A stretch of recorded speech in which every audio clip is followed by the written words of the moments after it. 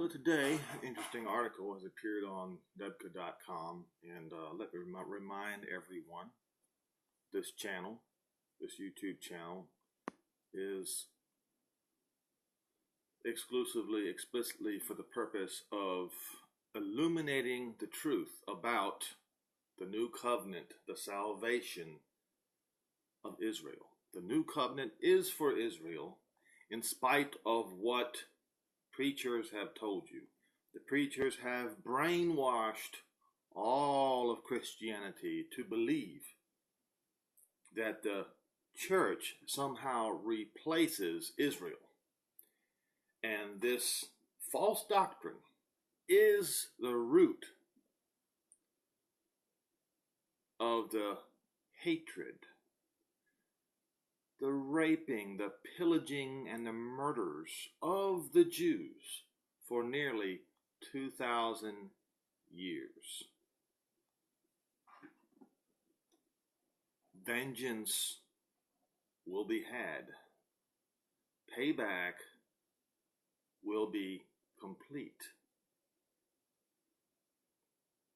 The destruction of Israel's enemies is a guarantee from the mouth of Jehovah, our Father in heaven, himself.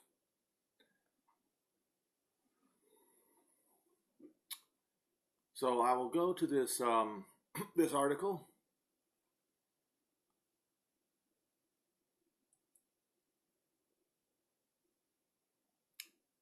The title is Western Strike on Syria, or on Syrian chemical sites, isolate Israel against Iranian-Russian axis. Now, if you 5 years ago would be transported or translated or whatever you want to call it to this day, and you see this headline, any of you who actually read the prophets, you will say that Ezekiel 38 and 39 is about to commence. That's what you would say. Just reading that headline alone. A 5 or a 5th grader whose parents taught him to study the prophets would say the same thing. So why is it so many people are going about their daily routine as if nothing is going to happen?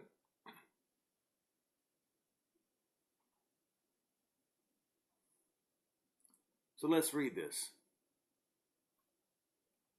The U.S. Allied strikes in Syria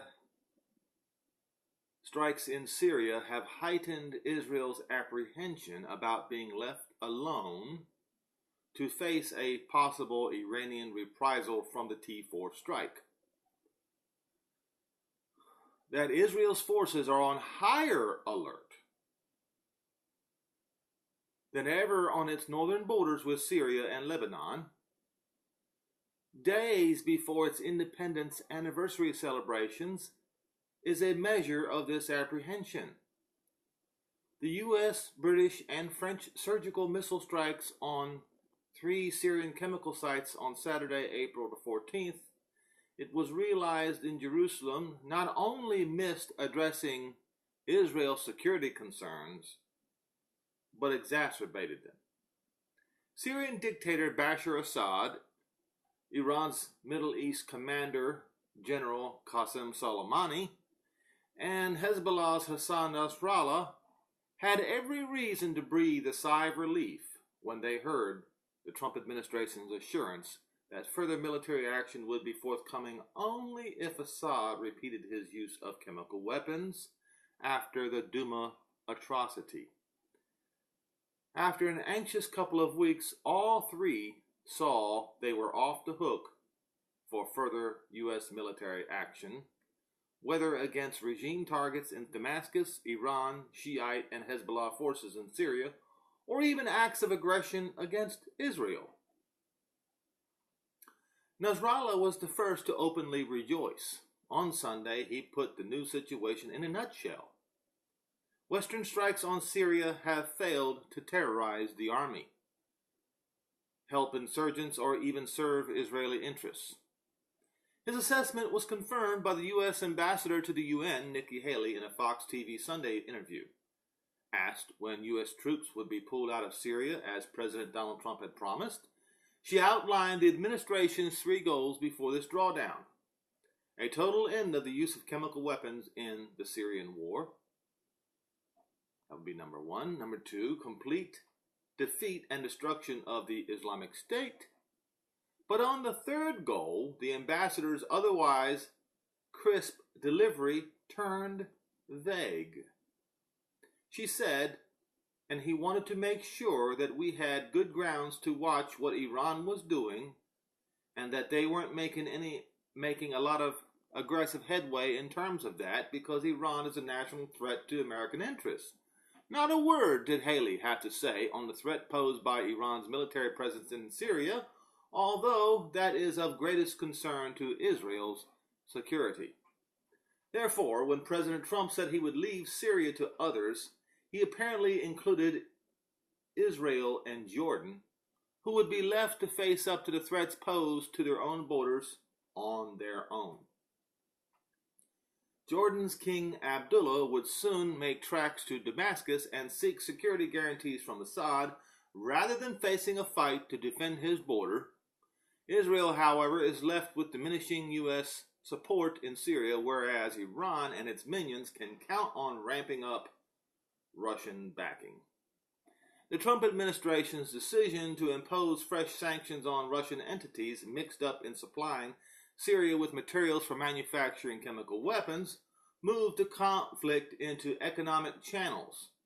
This will have the effect of tightening the collaboration between Moscow and Tehran and give them greater incentive for sanction busting. Already, deepening Russian-Iranian collaboration in Syria is giving Israeli leaders sleepless nights. Iranian, Syrian, Hezbollah officers work together in the field, share bases, coordinate their operations, and now Tehran has just given Moscow permission to position Russian heavy strategic Tu-95 and Tu-22M bombers for operations in Syria at the Artesh Shahid Noye Air Base in western Iran province of Hamadan. Israel has yet to discover how Moscow is compensating Tehran for this advantage. Clearly, Iran will have exacted payment in military coin to serve its well-known goals. So, we all know, when it's all said and done, that Israel will feel alone when the time of Jacob's trouble comes. But as Christianity today refuses to believe, read, or understand, they'll pick and choose a few words out of the prophets in order to back up their narrative, false narrative, and leave the rest behind. So, let us go to the prophets.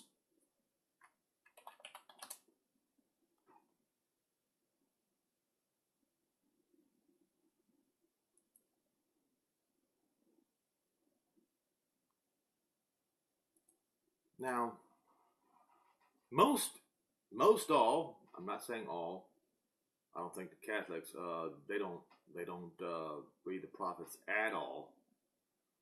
But most denominations do mention among themselves a few words, the time of Jacob's trouble. But they never bother to read about the time of Jacob's trouble.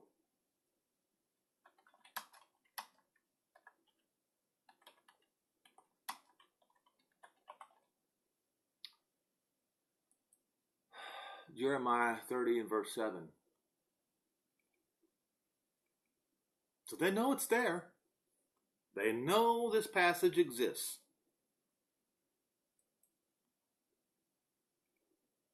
We'll start in verse 1.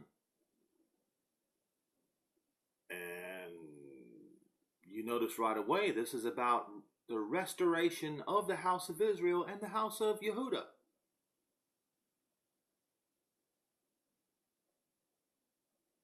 The word that came to Jeremiah from Jehovah, saying, thus speaks Jehovah Elohim for Israel, or of Israel, saying, write all these things that I have spoken to you in a book, hence the book of Jeremiah. For lo, the days come, saith Jehovah, that I will bring again the captivity of my people, Israel and Yehudah, says Jehovah. I will cause them to return to the land that I gave unto their fathers, and they shall possess it.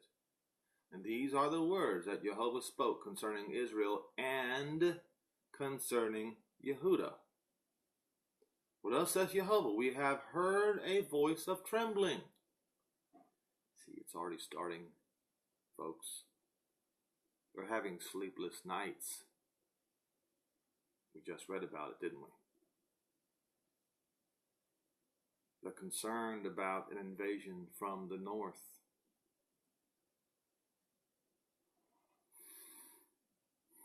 We have heard a voice of trembling, of fear, and not of peace. So while President Donald Trump declares a success,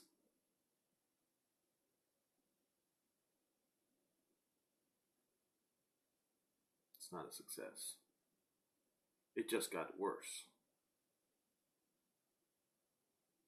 Because apparently the world's interests are not the same as Israel's interests, you see.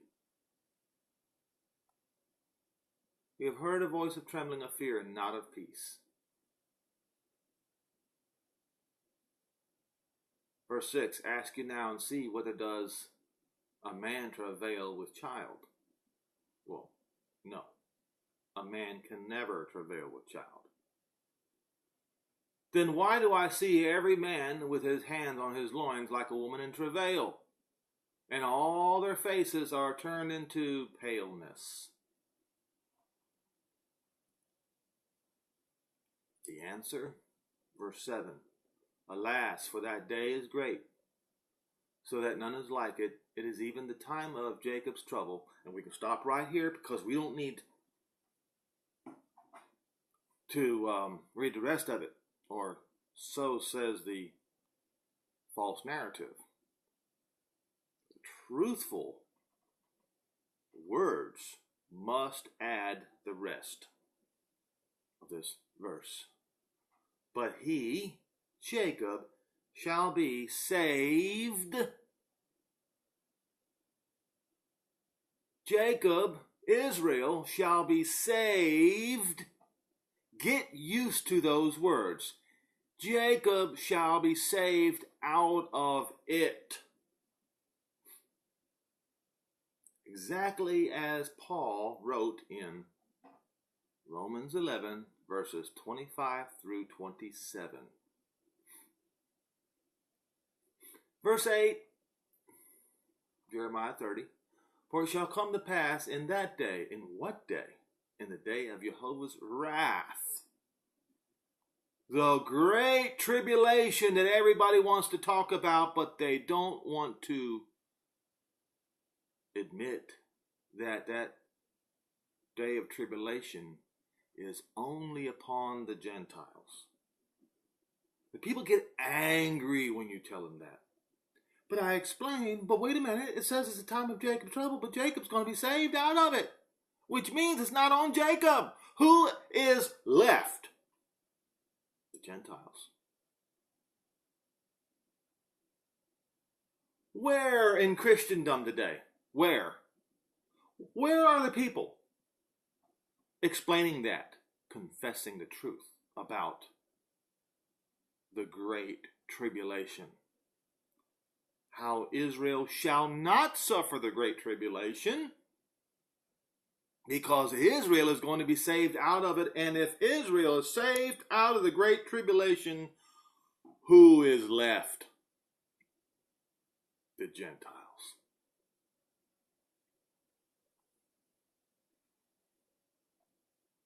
Verse 8, for it shall come to pass in that day, in the day of Jehovah's wrath, saith Jehovah of hosts, that I will break the yoke from off of your neck, Jacob, and I will break your bonds, and strangers, the Gentiles, shall no more serve themselves of Jacob. It will never happen again. The nearly 2,000 years of raping, pillaging, and murdering the Jews is over. It's finished.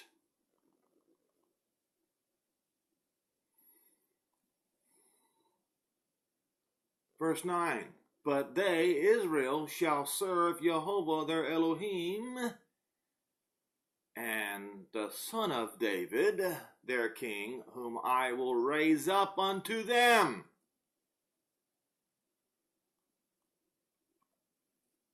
Therefore, fear not,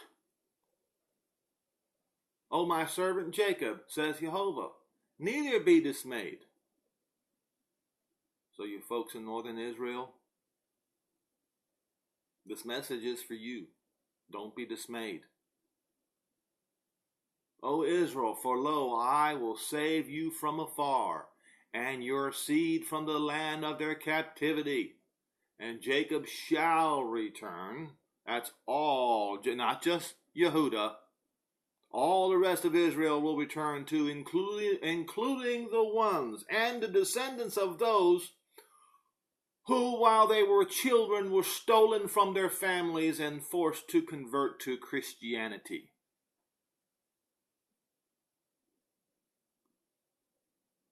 Them and their children's children, and their children's children, and their children's children.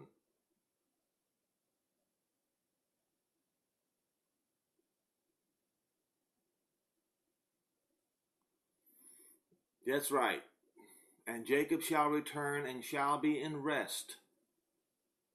And the word rest is the Sabbath that's coming for Israel.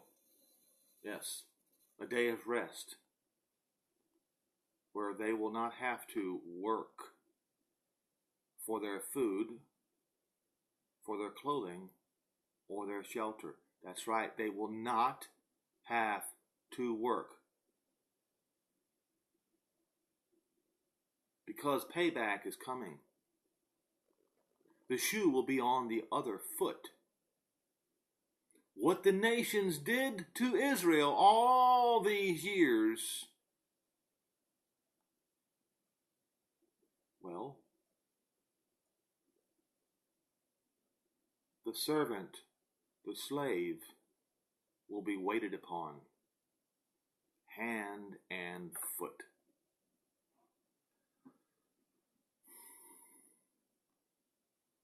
Verse 11, for I am with you, says Jehovah, to save you. Though I make a full end of all the nations where I have scattered you, I will not make a full end of you, but I will correct you in measure and will not leave you altogether unpunished. And indeed, Israel and Judah suffered tremendously. But that is ending. And it's ending very soon. I have pointed out over and over and over that Daniel 9 proves that the 77s spoken about in Daniel 9 are finished. It's finished. It's over. There is no more left. Those that hold the Antichrist doctrine, they are going to view Israel's Messiah, Israel's true Messiah, as their Antichrist and will fight against him. And they will lose. They shall not prevail. because a promise is a promise. And those who twisted the words of Daniel, or I should say the words of Gabriel, I have something for you to think about.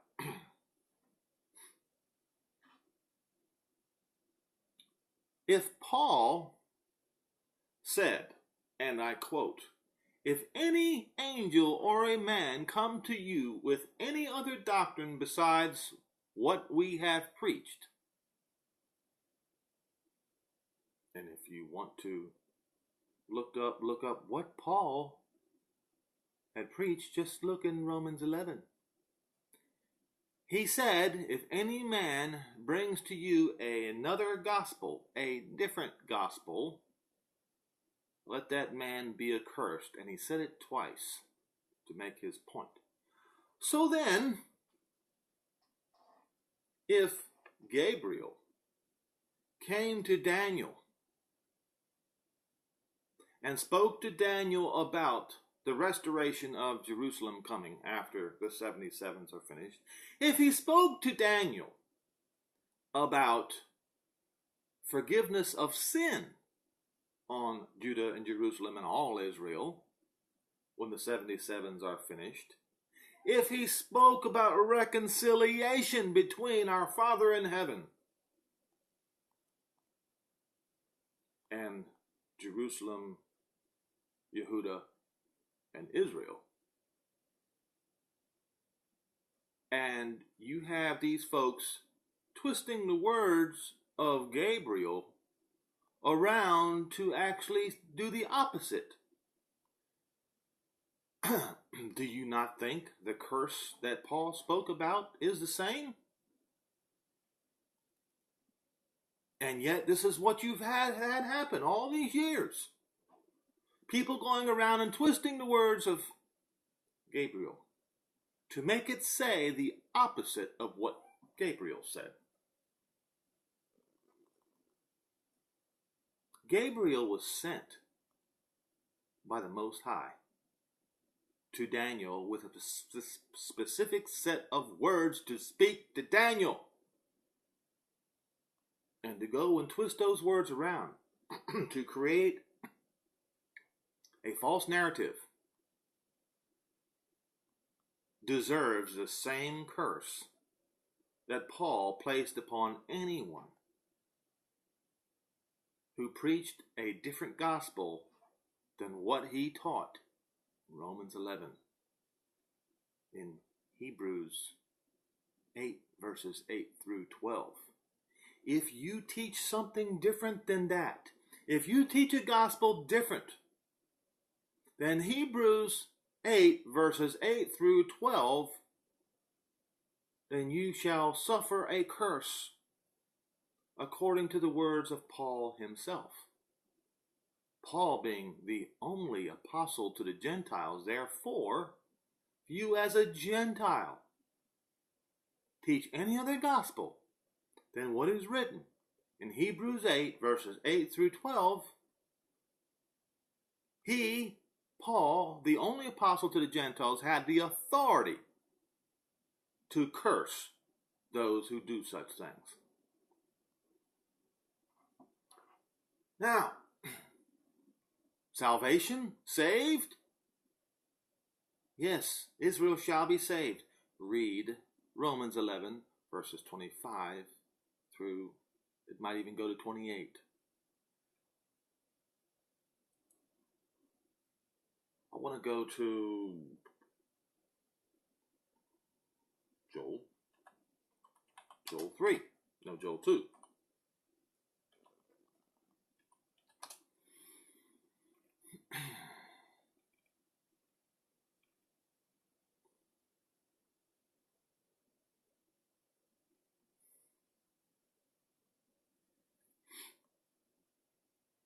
Verse 31, and the sun shall be turned into darkness, and the moon into blood, before the great and terrible day of Jehovah come.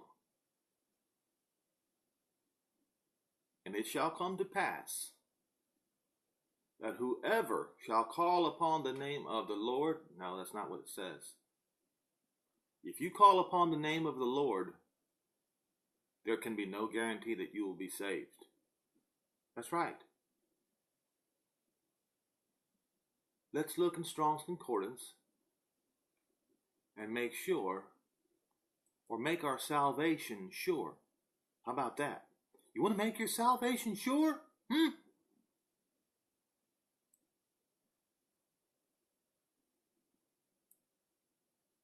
Let's look up what they replaced. You'll see what they replaced the name of our Father in heaven with. They replaced it with the Lord. So let's go to Strong's Concordance,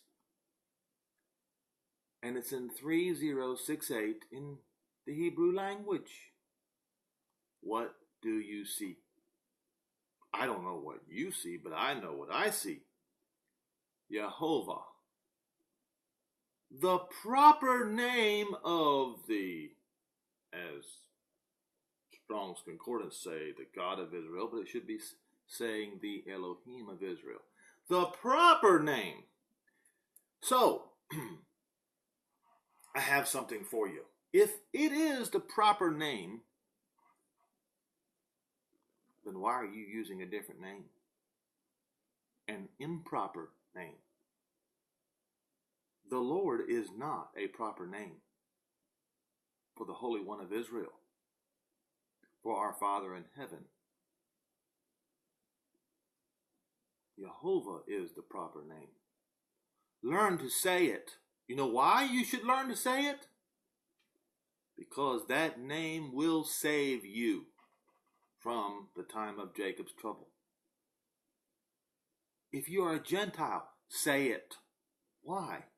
Because that name will save you in the time of Jacob's trouble. It's a guarantee. How do I know it's a guarantee? Because the mouth of Jehovah has spoken it in Joel 2 and verse 32.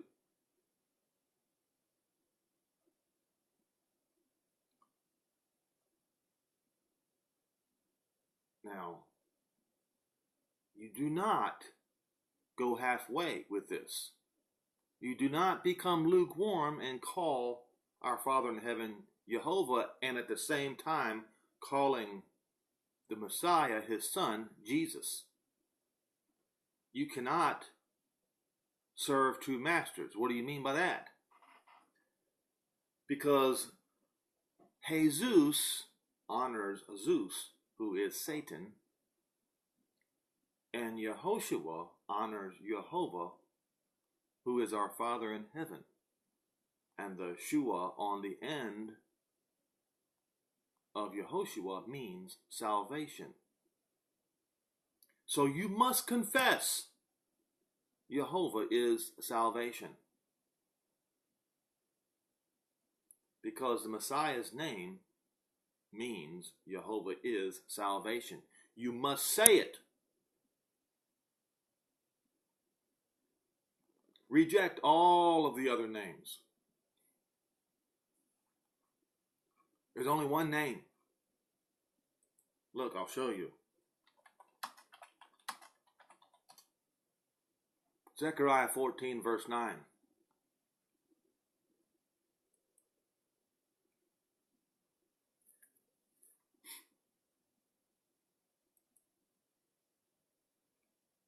This is when the destroyers of Jerusalem, Rome, will be destroyed. Verse 9, and Jehovah, not the Lord, shall be king over all the earth. In that day there shall be one Jehovah, and his, not their name, his name, one. There's only one name.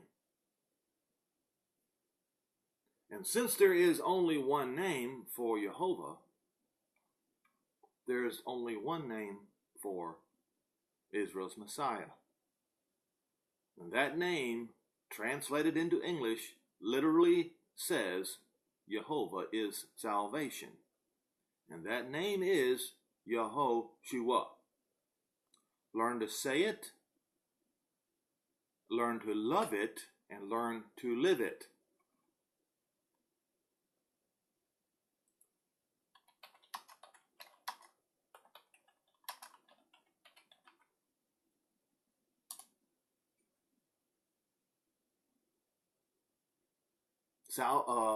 Acts 4 and verse 12. And you should by now have a Bible. Hold on. Let me see. Where did I put mine? Well, I'll have to do this later.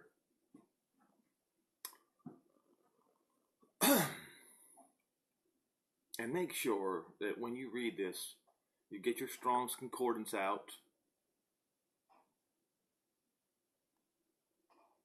Because, once again, the King James Version has utterly corrupted the Scripture.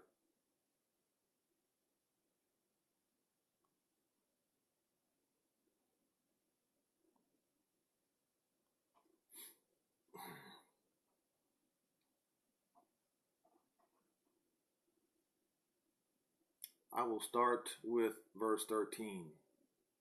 Now when they saw the boldness of Peter and John, and perceived that they were unlearned and ignorant men, they marveled, and they took knowledge of them, that they had been with Yehoshua, not Jesus. And beholding the men that which was healed standing with them, they could say nothing against it. But when they had commanded them to go aside out of the council, they conferred among themselves, saying, What shall we do with these men? For that indeed a notable miracle had been done by them is manifest to all that dwell in Jerusalem, and we cannot deny it. Verse 17, But that it spread no further among the people, and let them straitly threaten them, that they should speak henceforth to no man in this name. In what name? Yehoshua. You see, this is the reason why they also have replaced the name Yehoshua with Jesus, because they don't want the name of Yehoshua to be spread. So just like the Pharisees did in the days of old, the Christians today do likewise. Reject the name of Yehoshua so that that name could not be said anymore. Rejection. And that which the curse that the Christians demanded upon the Jews, the Christians are going to receive themselves. Because don't go to your brother's eye and take the splinter out of his eye. You better behold the beam that is in your own eye and take care of that first.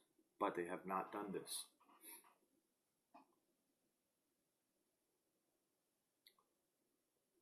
Verse 18, And they called them and commanded them not to speak at all, nor teach in the name of who? Yehoshua, not Jesus.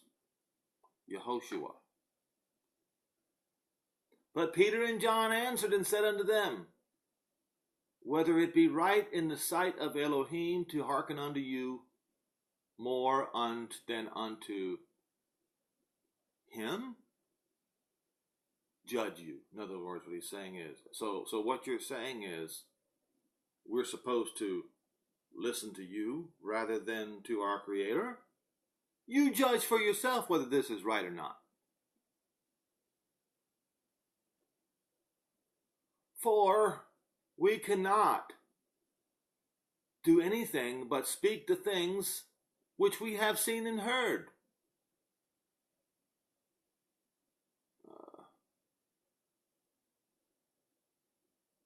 So when they had further threatened them, they let them go, finding nothing of how to punish them because of the people. For all men glorified Jehovah for what was done. For the man was above 45 years old on this miracle of healing he showed. And I missed the verse that I was wanting to talk about. Is actually verse 12. Neither is there salvation in any other. In other words, there is no other name. You can't change the name. So listen carefully. For there is no other name under heaven given among men whereby we must be saved. So, in other words, that name must have Jehovah in it. If that name doesn't have Jehovah in it, and if it does not have salvation in it, it is a false name. And since Jehovah is the Elohim of Israel, it's a Hebrew name. Get used to it if you want to live. All who call upon the name of Jehovah in that day shall be saved. As it is written, He's also going to save the last generation of Israel, Jerusalem, and all that He calls. So, once again, the time of the Gentiles is over, is finished. I've been able to prove that in Daniel 9 using simple 5th grade math. If you want to find out how I did it, I have plenty of videos proving it. Go look for them. You can find it. It's not hard. All who call upon the name of Jehovah shall be saved. It's just that simple, folks. And I find it amazing, astonishing, that people will refuse to do so out of hatred for Israel.